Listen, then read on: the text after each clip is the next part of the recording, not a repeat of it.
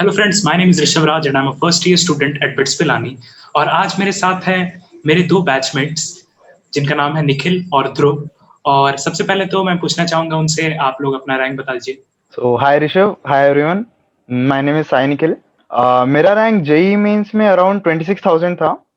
In JEE Advanced it was around 16,000 and BitSat score was 330. Hi Rishabh and everyone. My JEE mains rank was 36,000 and JEE advanced was 15,000.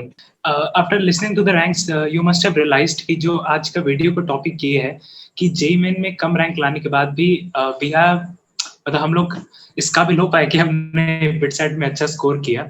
सो उसी के बारे में हम लोग discuss करेंगे आज। तो the first thing will be कि सबसे पहले तो जेई मेन में उतना अच्छा रैंक नहीं आने का क्या कारण है वो हम लोग जानना चाहेंगे। तो ऐसा था क्या कि आप लोग स्पेसिफिकली बिटसेट के लिए पढ़े थे?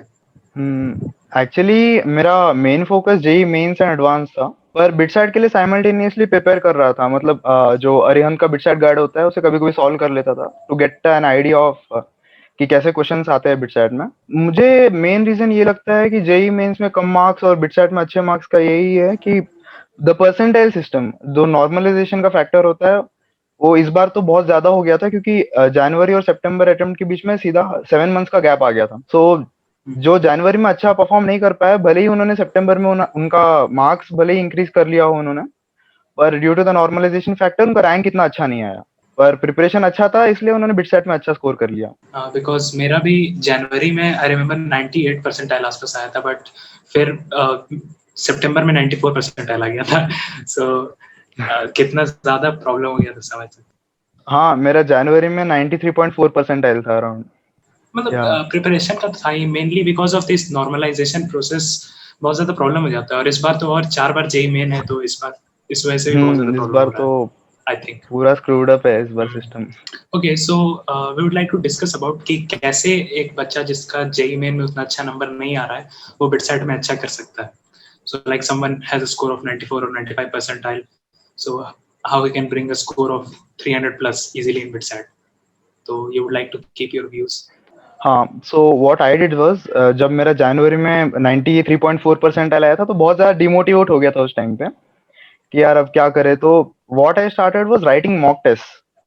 Mock test adds really good value to your preparation. मतलब मॉक टेस्ट ना एक रिफ्लेक्शन होता है कि तुम्हारा कितना प्रिपेयर्ड हो तुम लोग करके. तो स्टार्टिंग में मतलब बहुत डर लगता था मॉक टेस्ट देने से क्योंकि बहुत कम मार्क्स आते थे. अराउंड फॉर एग्जांपल 360 में से अगर ले तो I used to have around 120 और 110 marks in JEE main mock test. तो मुझे लगता था कि यार जेई मेंस में इतना कम आ रहा है तो अभी जेई एडवांस का प्रिपरेशन कैसे करें. बट इवेंचुअली हम लोग इम्प्रूव कर सकते हैं. एनालाइज करना अच्छे से मॉक टेस्ट को, तो slowly we can improve. We know where we are strong and where we are weak. Mock test played a very important role in my preparation.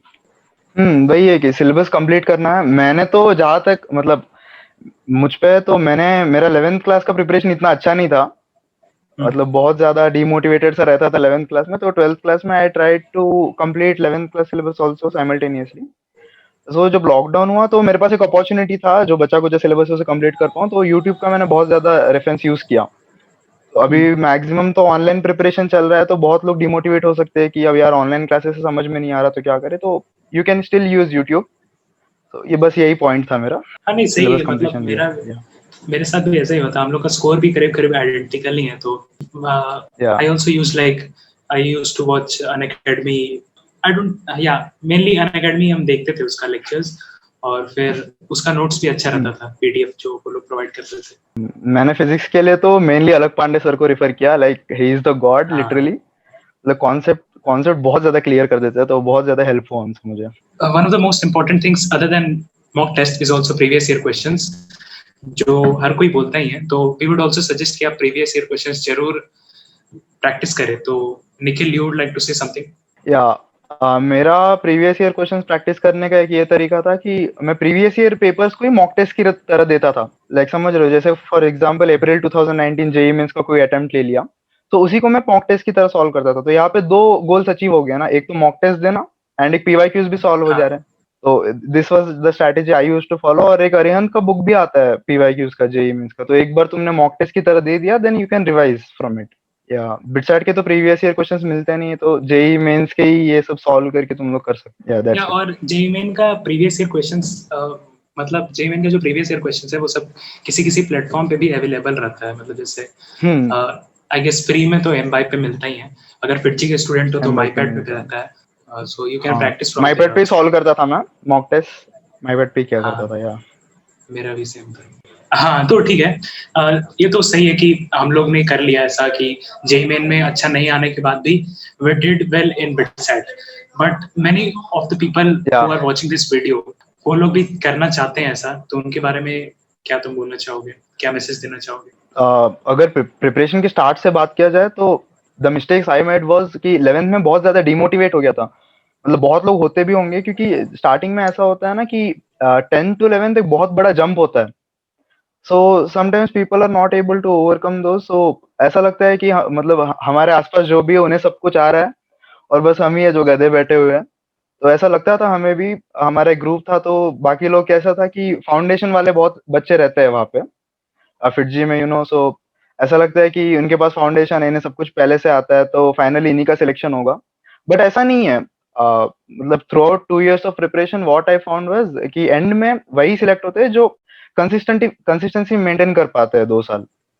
कि ऐसे बहुत लोगों को देखा मैंने जिन्हें बिल्कुल भी फाउंडेशन नहीं था, जो सिंपल सीबीएसई या स्टेट बोर्ड स्कूल से आए थे और they went to IITs. And ऐसे भी लोग थे जो बहुत ज्यादा, मतलब सिक्स क्लास से उन्हें फाउंडेशन था and they still couldn't get anything. That's unfortunate, but still yeah. So ऐसा कोई डिमोटिवेशन की बात नहीं है। You have to keep fighting so that slowly things will get better. यही बात है। मतलब डाउट्स पूछो, अच्छे से समझने की कोशिश करो, एफर्ट एफर्ट डालो बस, तो स्लोली ये हो जाएगा। एंड मॉक टेस्ट देना बहुत ज्यादा इंपॉर्टेंट है। मैं बार बार इसी पे एम्फसाइज कर रहा हूँ, क्योंकि बहुत ज्यादा डिफरेंस उसने क्रिएट किया है मेरे प्रिपरेशन में।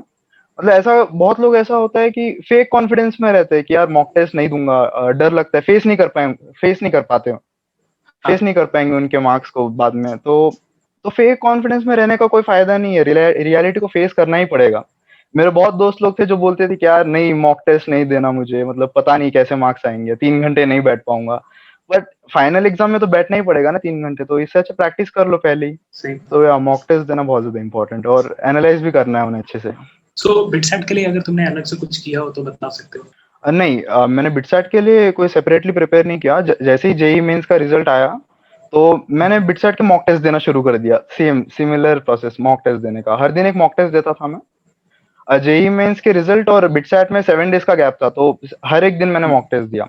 या प्रैक्टिस हो गया, क्योंकि बिटसैट में कैसा 150 क्वेश्चंस रहते हैं और जेई मेंस में 75, सो इट्स ऑलमोस्ट डबल। सो आदत होनी पड़ेगी ना मॉक टेस्ट की वजह से। बहुत ज्यादा मतलब एक प्रैक्टिस सा हो गया कि कैसे मैं फेस करूं, क्या स्ट्रैटेजी होनी चाहिए मुझे पेपर अटेम्प्ट करने के लिए। So mock test was the only thing I did.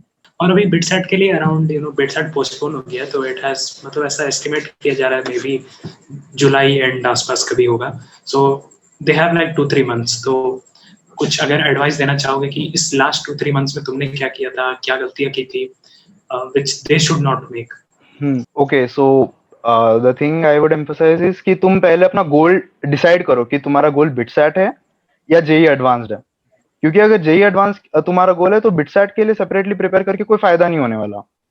मतलब you should prepare for JEE advance. So अगर JEE mains and BITSAT is the goal, so ठीक है, जेई मेंस लेवल तक ही रखना अपना प्रिपरेशन, पर कॉन्सेप्ट्स क्लियर रखना। और बिटसैट में तो मैक्सिमम जो भी केमिस्ट्री एंड फिजिक्स की बात की जाए तो mostly the part is from NCERT. तो एनसीईआरटी को अगर तुम क्लियरली कर लोगे, अच्छे से कर लोगे एनसीईआरटी को, लाइन बाय लाइन याद रहेगा केमिस्ट्री में, फॉर एग्जांपल इनऑर्गेनिक, तो तुम बिटसैट में अच्छा कर पाओगे। और क्वालिटेटिव एनालिसिस, ये सब चैप्टर्स को भी इग्नोर नहीं करना है, क्योंकि बिटसैट में क्या होता है कि पूरा का पूरा सिलेबस कवर्ड होता है, तो कोई पार्ट छूटना नहीं चाहिए तुम्हारा बिटसैट के लिए। तो यही मेरा सजेशन रहेगा कि गोल पहले डिसाइड करो। The mistake I made was कि मेरा गोल जेई मेंस और एडवांस भले ही था, पर मेरा प्रिपरेशन मतलब स्लाइटली इंक्लाइन हो गया था जेई मेंस की तरफ। क्योंकि ऐसा हो गया था कि मॉक टेस्ट में धीरे धीरे मार्क्स इंप्रूव हो रहे थे, तो मुझे लगा कि यार जेई मेंस में अच्छे मार्क्स आ रहे हैं मॉक टेस्ट में, तो थोड़ा इसी पे ज्यादा फोकस कर लेते हैं। तो थोड़ा थोड़ा मेरा जेई एडवांस के मतलब फोकस हट गया जेई एडवांस पे से। तो फाइनल जेई एडवांस में इतना अच्छा स्कोर नहीं कर पाया। 16,000 मेरा रैंक था अराउंड। बहुत ज्यादा ब्लंडर्स कर दिए थे मैंने एग्जाम के अंदर। सो वही बात है कि पहले तुम्हारा गोल एस्टेब्लिश कर लो तुम लोग कि क्या है। या तो इस डिस्कशन का मेन अगर समरी यही है कि you should decide your goal, कि तुम लोग को सबसे पहले प्रिपेयर क्या करना है, जेई मेन के लिए प्रिपेयर करना है या जेई एडवांस के लिए या प्रिपेयर करना है। अगर जेई मेन के लिए करना है तो you are also simultaneously preparing for BITSAT, that's for sure. और साथ में you must give mock tests because that's the best part of revision तो हो ही जाता है and और तुम लोग को पता भी चल जाता है यार कैसे क्वेश्चंस को अटेम्प्ट करना चाहिए और खुद से तुम लोग फिर स्ट्रेटजी बना लोगे, किसी यूट्यूब वीडियो के पीछे भागने का जरूरत नहीं पड़ेगा। आप लोग भी मतलब अच्छा कर सकते हैं। जेई मेन का कोई भी इस वीडियो का मेन मकसद ये था मेरे हिसाब से कि JEE main marks does not matter for BITSAT. Okay, so JEE main और बिटसेट अलग एग्जाम है, ये दोनों को अलग कंसीडर कीजिए। सच्चाई ये है कि अगर आपका प्रिपरेशन अच्छा होगा तो you would do well in some exam. कोई तो एग्जाम से जरूर, मेरे हिसाब से तो मेरे को यही लगता है कि हुआ क्या कि जेई मेन में मेरा उतना अच्छा नहीं, या जेई मेन में मेरा उतना अच्छा नहीं आया, जेई एडवांस में भी उतना अच्छा नहीं आया, बट I felt कि 3 एग्जाम होते हैं ना, जो जेई मेन, जेई एडवांस और बिटसेट। एक एग्जाम अगर आपका प्रिपरेशन ठीक है तो तीनों में से कोई एक अच्छा हो जाएगा डेफिनेटली।